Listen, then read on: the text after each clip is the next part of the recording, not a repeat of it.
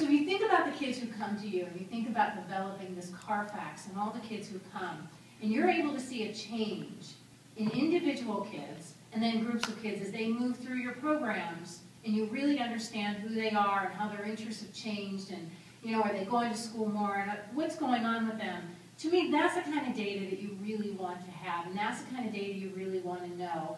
And at the end of the day, whether schools want it or not, it really doesn't matter, because what you're trying to do is you're trying to make sure that you have a way to talk to funders, and you have a way to sustain the organization, and that you're making a difference in the life of kids, because that's the end game. You just happen to do it in the way that you're doing it. So the data per se is really about how do you capture these kids that are going through this program, and how do you say, yeah, this is one of the things. We've got a group of kids where the work that we do around the arts is really important to them, and it's been a way to engage them.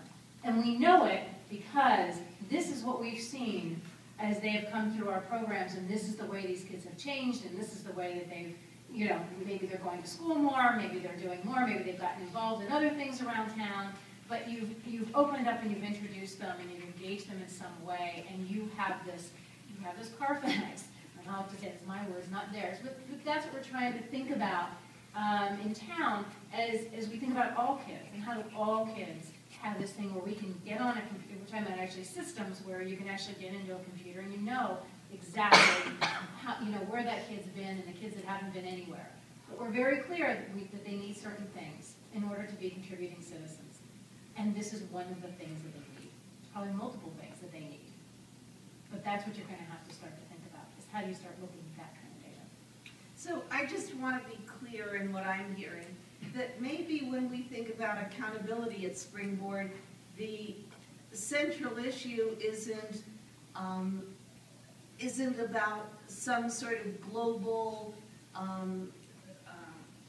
read on how people have improved, but rather really that a Springboard teacher should really know individual kids and should be able to talk about which ones really benefited from these programs. It's a developmental process.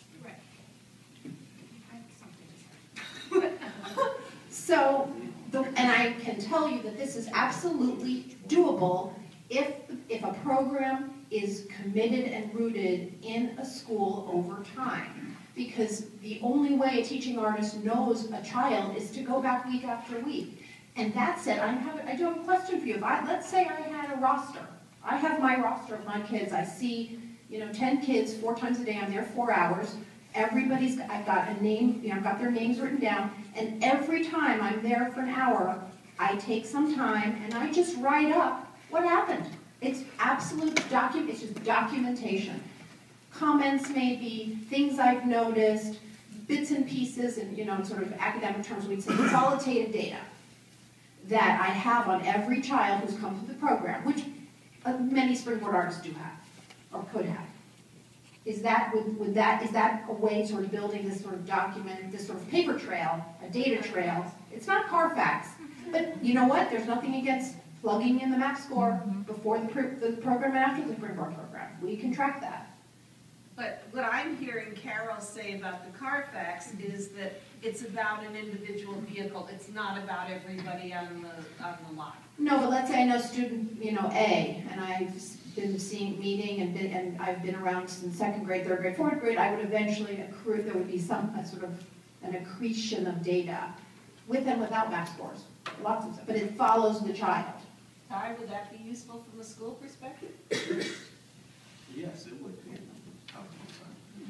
Yes, that would be information that could be used. I mean, it would be part of an individual educational plan in a broader context of words I like Carfax. In regards to mapping out students' progress, I think the goal has to be our students progressing. Our students learning how art in science, or art in humanities, or art in art connects. And if the answer is yes, and if that's the mission and goal of that partnership, then I think we've accomplished our goal. I don't think you can look at math test scores and say that kids don't understand art, because there are no questions on the test about art. So I just think it's, we're measuring apples and oranges and we're looking for some state data to say if the organization's being successful. You do surveys. I mean, we can survey kids and say, did you learn anything? We can do a pre-test, what they knew and what they didn't know and what they learned over the time period. We can ask their parents, do they come home and talk about, their experiences with Springboard and things of that sort. There are different ways to get data that can be helpful for this organization to see if its effectiveness. You can survey staff. Our staff, I think, will be pretty straightforward in letting you know if they thought it worked or if it didn't. So, there are different data points that are essential, but I agree with both of you. I think the Carfax would be a good way for the organization. KidFacts, okay? KidFacts as a means of documenting progress, but, that's a different way of looking at how you guys do work, so. The Common Core state standards and the new generation science standards are dominating the conversation in every school I visited lately. And one of the Common Core state standards, although they're only supposed to comprise 85% of what's taught in the school, are really taking up 100% of the conversation. So those Common Core state standards mention nothing about the arts and really mention nothing about health and a number of other things that I think we're concerned about in terms of citizenship. Want to say something about what we should do with that? So critical thinking, creativity, collaboration, and communication skills are also not on that test. That's kind of where we are. So, so that's why you get back to this notion of, so, how do you document that? How do you begin to, how do you, for every kid that you're working with, Inda, how do you begin to document that? And how does that change, and that work that you're doing and trying to figure out, when you're seeing kids, you're teaching them in a different context. Kids learning at the Science Center, learning in a Springboard program, learning at the zoo, learning at whatever it is, you're going to see things that you probably aren't going to see in school. It would be really good for teachers to know that those kids are able to do certain things within different contexts than maybe they can do in their classroom setting. Right. So that's, so at the end of the day, to me, that's the big added value of any program here. But you have to be able to document that. If that's the mission of Springboard, then the question is, how do you document that? And, and Common Core is still one piece. And I think even people who are working on Common Core would say, look, we've tried to go deeper. We tried to get to some of these things. The problem is the tests aren't testing the kinds of things we're even trying to get to on Common Core.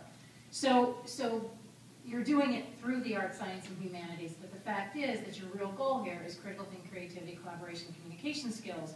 And if that's the case, then you have no issue with Common Core, because I think it would be in agreement with really what Common Core says. The disagreement is none of that is tested in any content.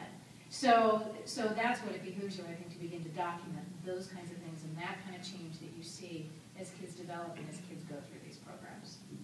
So I can't leave this conversation without saying to each of you, if you were to give Springboard some advice about what we would want to highlight as we talk about our programs, as we develop sort of the core of our programs and our values, what is it that you would be highlighting? Well, I can answer that by way of following up on what Carole said. One thing we do is we can track not just whether or not someone has learned something, but how. It's the how that matters. It's how a child moves from knowing something to not knowing something to knowing something, whether it's something about themselves, something about the content. We can keep track of that.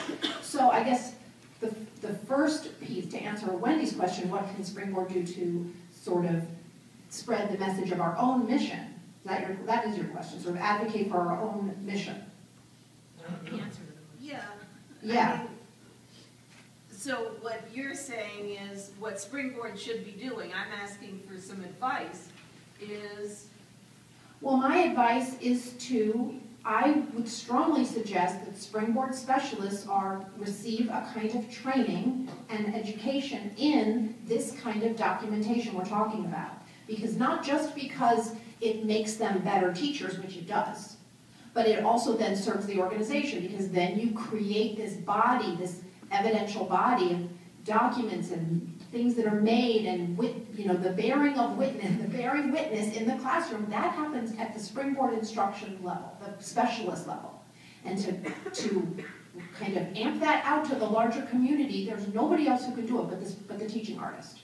And so if we train the teaching artist, and I say this because I teach teachers in these practices, just regular public school teachers and private school teachers, and how to document change in your own classroom. It's an important thing to learn how to do. And we'll put Springboard in a sort of, it would push the Springboard pedagogical piece into alignment with the broader educational landscape, which is pushing teachers to be accountable for their own practices in terms of teacher inquiry across the board.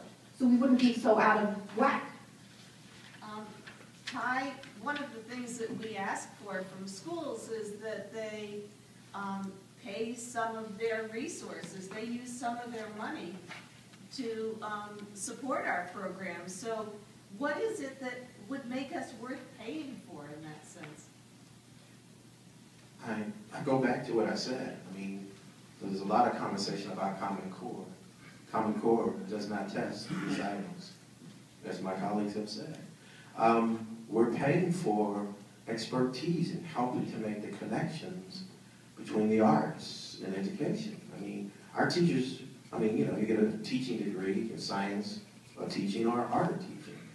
Our teachers, many of our teachers, particularly our new teachers, don't have the skills to be able to do some of the stuff that our Springboard staff can do. I mean, to take a piece of art and have the history so that kids can see the connectivity and make that connection into something that might be learned in their classroom so that it's contextual.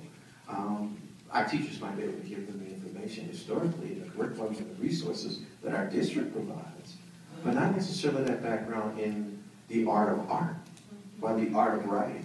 So, that's the expertise that comes in, and that's why I say the partnership is essential as well. You talk about measurements. You come in, you sit down and talk about what do you want kids to be able to do at the end of this process. And you set an objective.